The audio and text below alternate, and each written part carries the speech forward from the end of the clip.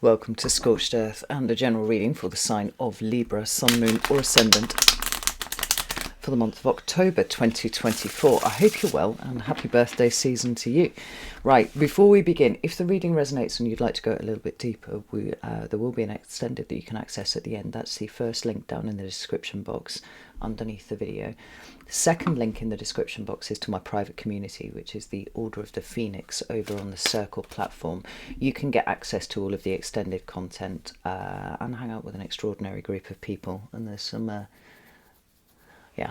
new things that are coming in there very soon. So if you want to be a part of that, you know what to do. The final thing to say is, because it is the Night Sun Tarot that I'm using for you today, if there is any nudity, and this deck is replete with nudity, I'm going to have to cover it up, because otherwise the AI bots that scour the video picture fit, and we can't be having that. So if you see my little dog appear, it's covering up it's covering up the nudity. So let's have a look and see what is going on with you, Libra. Could I have 3 cards for Libra, please? There's the first one.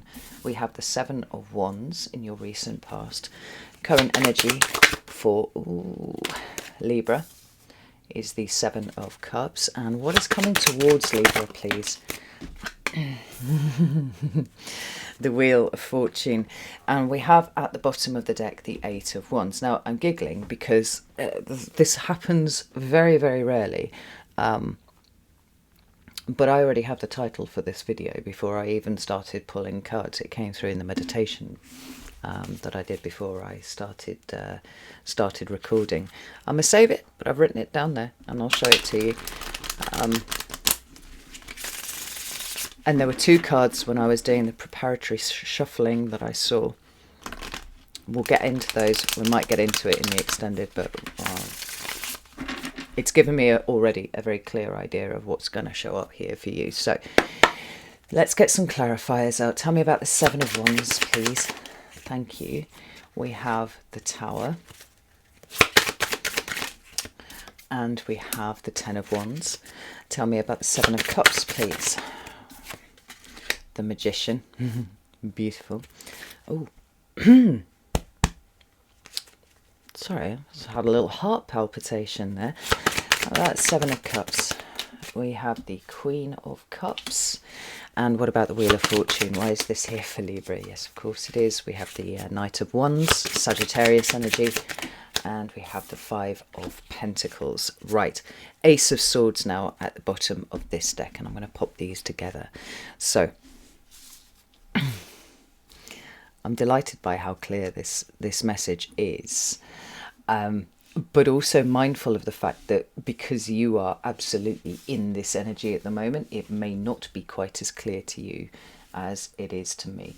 But hopefully by the end of this, we'll get somewhere with that. Don't have any nudity that I have to worry about covering up, so I'll retire the dog. Right, there we go. So we start off with this 7 of Wands over here, and this card most often is associated with things of a protective or defensive or guarded nature, but I feel like there's a certain amount of positivity that radiates from this particular card in this particular deck here.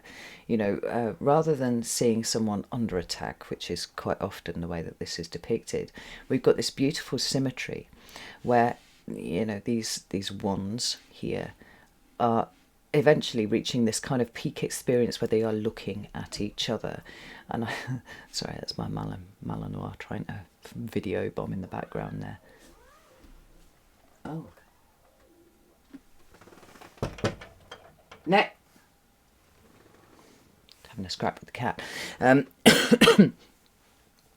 Yes, there is a beautiful balance here, and there's almost like a neutrality in the symmetry of the card, where we are no longer feeling under attack. We are no longer feeling like we need to be defensive. Instead, at this point, we can truly look at ourselves as we actually are, and recognize where those feelings of defensiveness or those feelings of being guarded or those feelings of being under attack have actually been a reflection of what has been going on within us.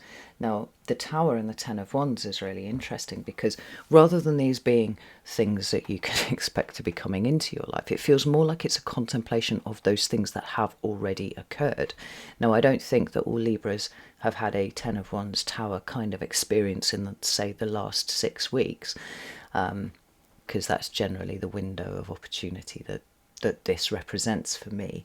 Rather, it is that your thoughts over the last 6 weeks have been what has happened to you, perhaps even in the last 18 months, maybe a little bit longer than that, what's happened to you, how you've dealt with it, how you felt burdened by it, but then also how you have worked through it.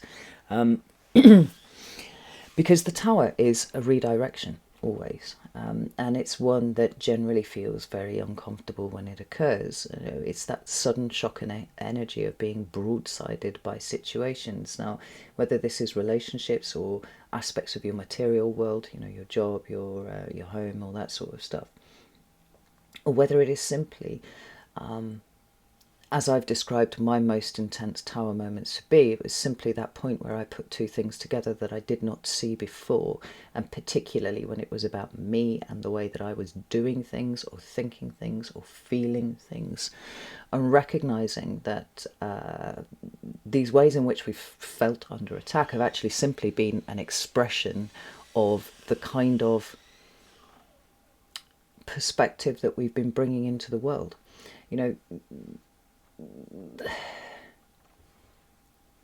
The Tower card for me is always a good card, always, but generally long term. Like, once the dust has settled and we are, set up with something new, then we can look back and say the Tower was actually probably one of the best things that ever happened to me.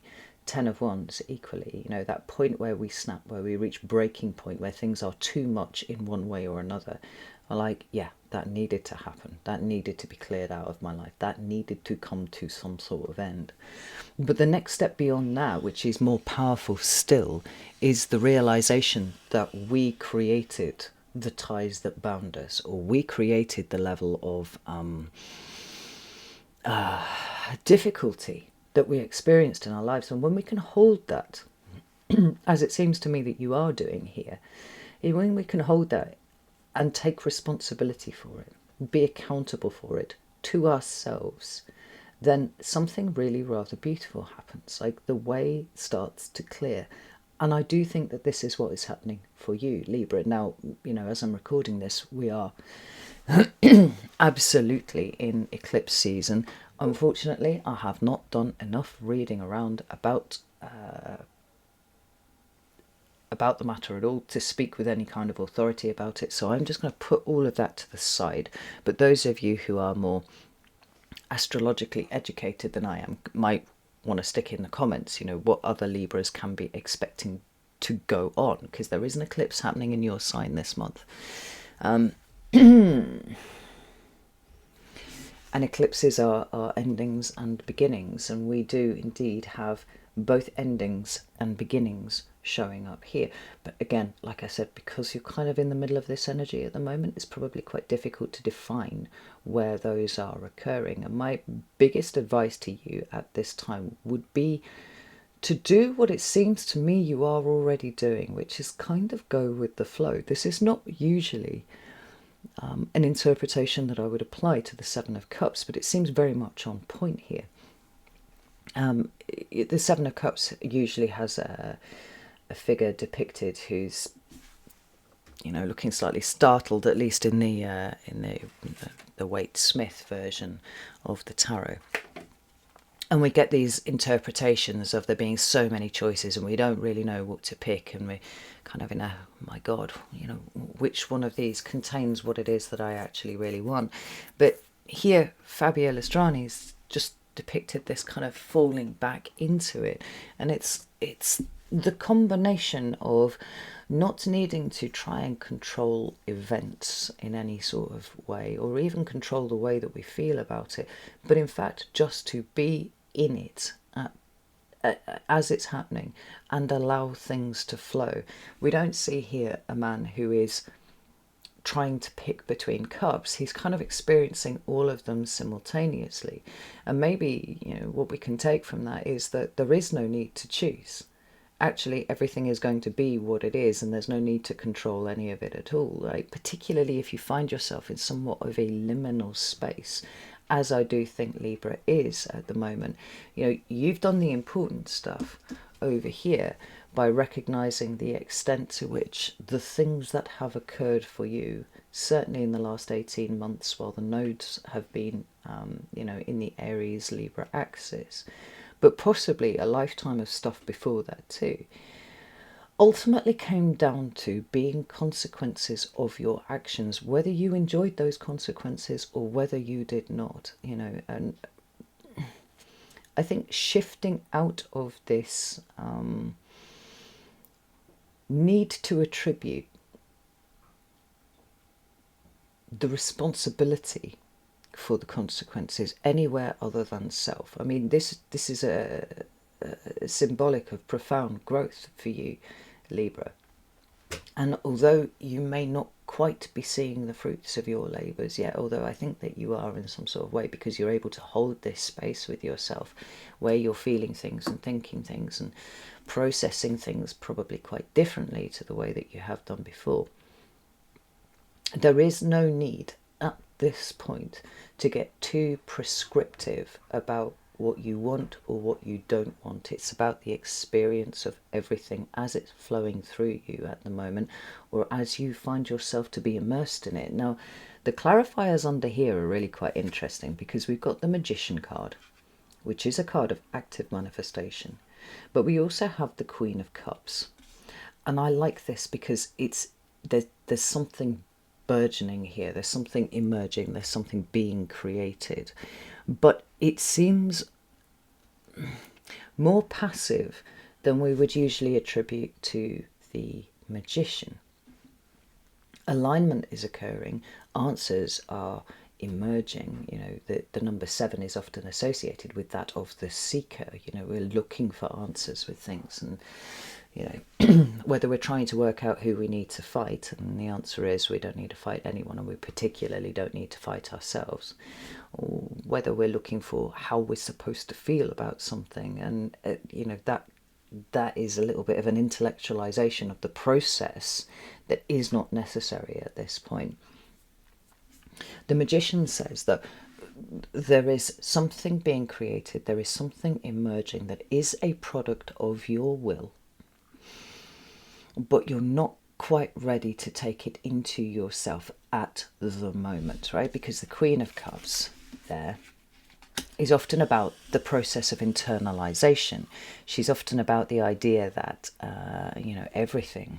So, because she's all about receptivity, right? She's a Cancer card. And we do have, I do believe we have Mars in Cancer at the moment, I think, something like that. Yeah, that's probably quite a big transit, to be honest. And it's going to be there for quite a long time, actually, for Mars, because it'll leave and then it'll come back again in retrograde motion. But for me, the Queen of Cups is all about how you make sense of how you feel, right? She's not quite there yet. And when she is there, she'll be directing that energy directly at your ability to will something into existence. What's being created here, I feel quite strongly, is actually the framework within which your manifestation happens. It's like clearing the decks of all of the old things, as you would expect with the South Node being in your sign, right? Ready for what is really, truly meaningful for you, truly fulfilling for you, the kind of life that you want to live for yourself, unburdened of all sorts of other structures that have been either restrictive or falling down and giving you a kind of panic about the way that they're falling down, right? Once we eliminate all of that and we get down to the absolute truth of what you want and the kind of life that you want to live, it's happening. It's just not quite here yet in your current energy. But don't be under any illusions as to the power. It's quite interesting because illusion is one of the one of the meanings that we attribute to this card. Really don't be under any illusions about the power of the new foundation that you are creating for yourself. Like I said, just because you can't see the benefits of it yet, you cannot see the fruits of your labours yet, it does not mean that there isn't anything happening, because there is something really quite profound happening here for you, Libra. When we move into your into the energy of what is happening for you in the month of October, like, I really do feel like this is the point where the bells and whistles start sounding for you, because the universe is stepping in on this one, in somewhat of a supportive role, but sort of supporting what it is that you have been creating, whilst being absolutely oblivious to the fact that you have been creating this. Like, the Wheel of Fortune is, at its core, having understood, learned, and incorporated the most important lesson for your soul that is laid before you at this time. And there's never just one, there are many, and they come in at different points of life. But here, there's something truly magnificent that is changing for you in terms of the way that you see the world and the way that you interact with the world. I've often likened the Wheel of Fortune to the save point in a game. You pick up a new game and you grind it. The first couple of levels, and you get it wrong, you cock up, you fall off a cliff, you get murdered by animated blobs of ink, whatever it is. And you have to start again at the beginning. And we do this over and over and over again. And if you haven't twigged, the metaphor is that we essentially repeat the first 6 years of our lives over and over again, until we do something a little bit different and we break out of a cycle, and it starts to show us, where we've been going wrong and how we can improve. But you will come to a point in the game where computer says, well done. You have now achieved exactly what you were supposed to achieve at this level, and now we're going to save it here. And from this point on, it does not matter what you do in the future, how you cock up in the future, how you fall off a cliff, get murdered by animated blobs of ink, or anything. You will return to this point right here where you are. A point that we have already established is incredibly powerful, because what has needed to end has gone. Responsibility and accountability is being taken for one's own personal actions and whatnot. And although the emotions at the moment are perhaps a little overwhelming, a little bit foggy, we've created this foundation of, where do we go from here? How can I, with this new accountability, new responsibility, and all the power that brings, what can I create? Because it feels like the things that were holding you back before are now long since gone, Libra. And what you've been going through, certainly over the last 6 months or so, is this kind of state of assimilation. Like, how do I take all of this information in and make it spiritually meaningful for me? What does this mean for the rest of my life? What does this mean for even the situations that I find myself in right now? How am I dealing with those differently to how I might have dealt with them before? So it's like, just because you don't really know where this is going, it doesn't undermine the extent to which there's something really powerful has happened. So this Wheel of Fortune here is saying, oh, you hit the checkpoint, you hit the save point, and from this point on, you're not going to default to situations that are tower-like and 10 of wands in nature, because you understand the ways in which you made life hard for yourself. You understood the ways in which you have created something that the universe had to step in with the energy of the tower and kick over, because you were not able to release yourself from that at that point. Now you are. I think because you're much more mindful about the power of those structures in the first place. It's like, we don't want to bind ourselves to anything that is going to eventually end up with us having to be kind of bombed out of it again. by the universe. So that mindfulness about the actions of the moment and the consequences that flow therefrom thereafter, which is something that I think Libra should be uniquely kind of attuned to anyway, because your card is the Justice card. I mean, that is the card of karma, that is the card of consequences, that is the card of taking the balanced road, the symmetrical road, if you will, where everything is held at once, and that's the good and the bad, the dark and the light, all things kind of assimilated, integrated, and held in this state of balance. But the Wheel of Fortune also denotes other things. It can speak to, because it's Jupiterian as an energy, sudden unexpected opportunities that are coming in for your benefit. In fact, before we go too far down that road, let's come over here and look at these shadow cards. I love this Eight of Wands. It contains all of the meanings that we understand from a standard Eight of Wands across the tarot. So we are talking about incoming communication, incoming messages, and those can be coming from people, or those can be coming directly from the universe to you, signs, synchronicities, things like that. But truly, if you're open to the message, and I do believe that you are increasingly open to the message, then everyone and everything can act as a messenger for you. So we have that aspect of it. We also have an increase in intensity. We have an amplification and acceleration. Right? We've got things starting to hit their zenith and come into land when we see the energy of the Eight of Wands. But the other thing that this and only this one talks about is coming out of a dark hole that you have been in for quite a long time. It's like sometimes it's like depression, right?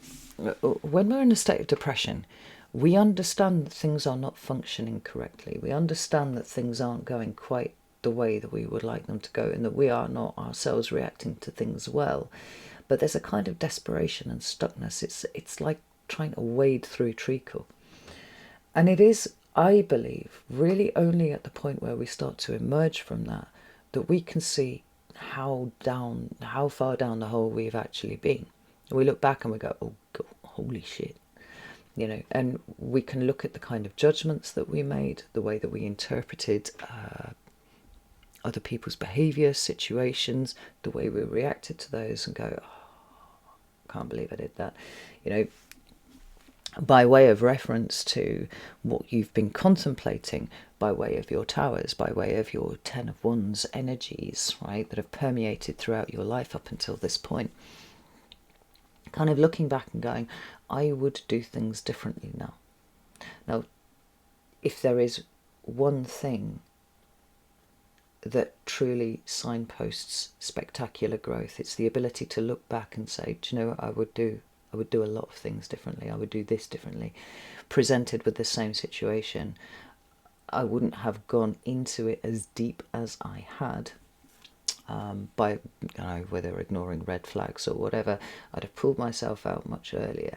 Like there's all the indication that you need, Libra, that you have grown spectacularly, and the overarching energy of this is that you are emerging now up to the surface, being able to see the wisdom in everything that's played out, and the wisdom in terms of what you have learned. I think humans have this desire to win at all costs. We want to feel like the hero in our own story always. And it can be incredibly confrontational to look back and go, well, there were points where I was anything but a hero in this sort of situation. And there's a humility that comes with that, but there's also an empowerment that comes with that too. Because as we can see that the actions of, the consequences of our actions, the point where we felt completely powerless, actually had long-running, wide-ranging consequences. We understand that everything that we do, everything that we think, everything that we act upon or do not act upon has some sort of consequence to bear. which means that we're not powerless and we do not lack influence. So if we can hold the idea that in the past we have done things that we would now do differently, and that we have therefore grown, accrued wisdom, it clears the decks for being able to make much more conscious and mindful decisions moving forwards. 8 of Wands. Like I said, it's particular to this in the Night Sun Tarot. You don't see it in any other deck. And we have the Ace of Swords.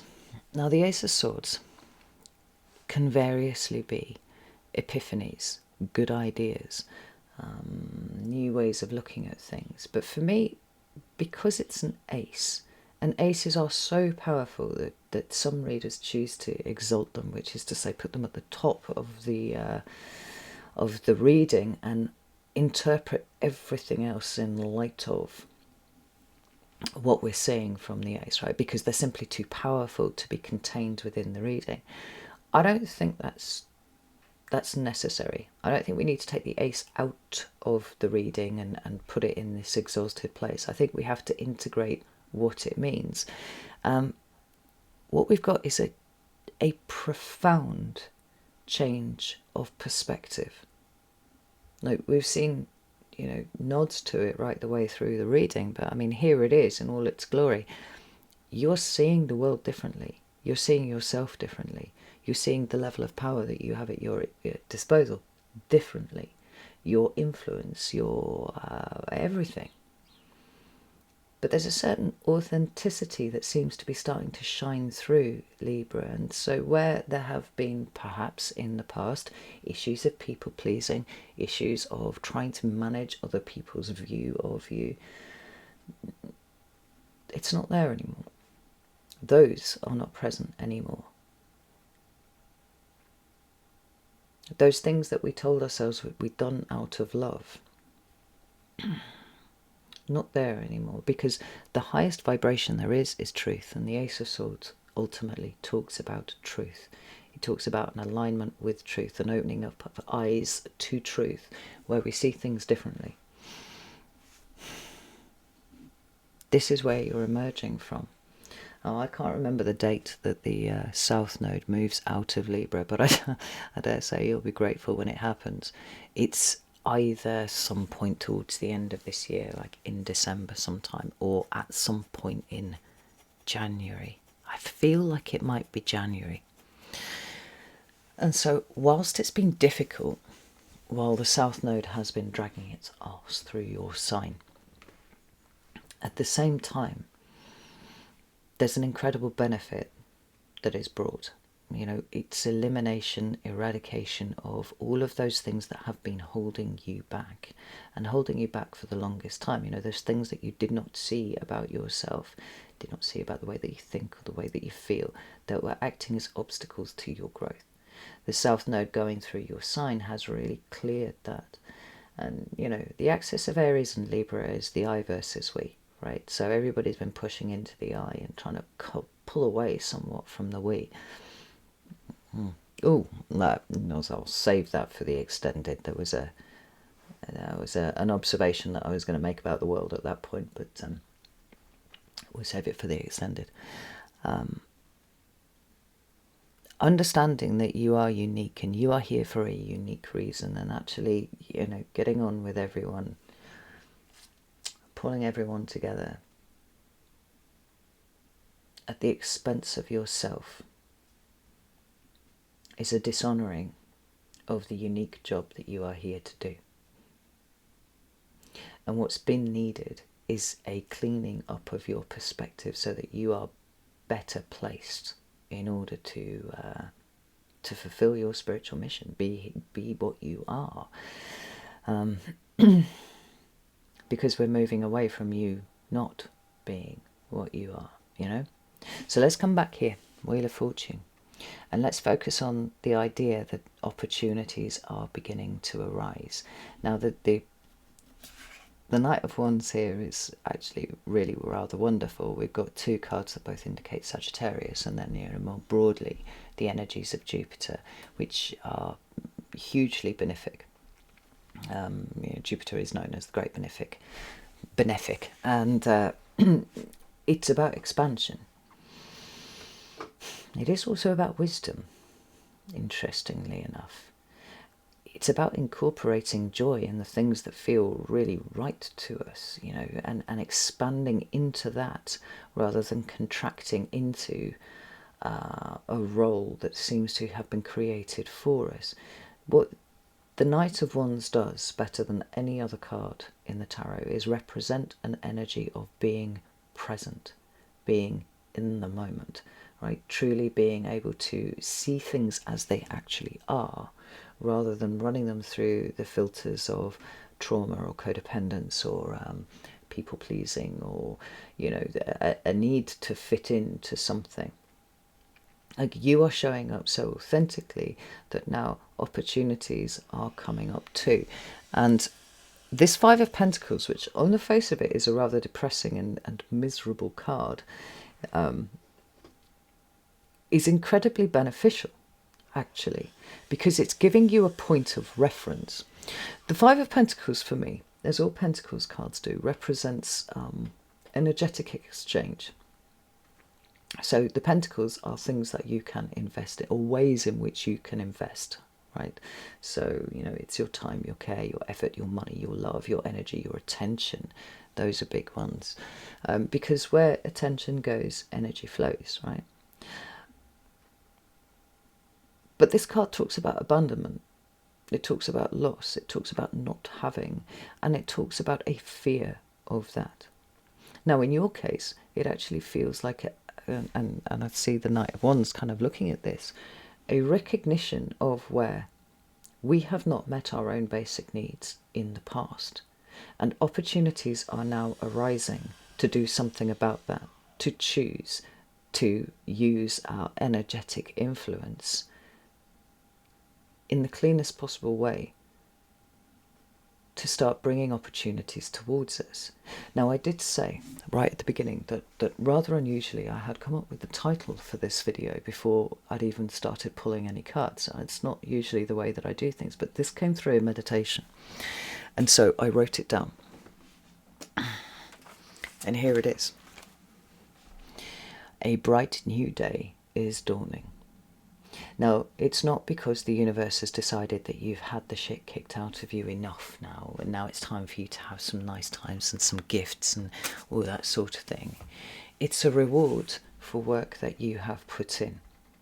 Now, there's always a question, you know, with opportunities and things like that, whether